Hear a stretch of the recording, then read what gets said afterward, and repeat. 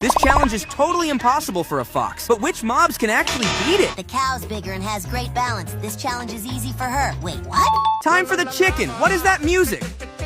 Ugh, that totally ruined my focus. The witch knows a secret trick. I'd call it magic, and yep, she made it through! Look, nerd, your dad wants to try too. He thinks just because he's got horns, he'll win. The bunny is tiny, fast, and jumps super high. If the cow made it, he will too. Wait, fall damage? Magma Cube's like a bunny, but tankier, so no fall damage, right? Seriously? Come on, little doggo, show them you can make it to the end. I did The villager might not know magic, but he's super smart to come up with the plan. Easy. it! Enderman's not even fair. Just teleport at the right time. Wait, I missed? Let a Blaze try. He's got this cool super jump move. Whoa, almost. I know this one's winning.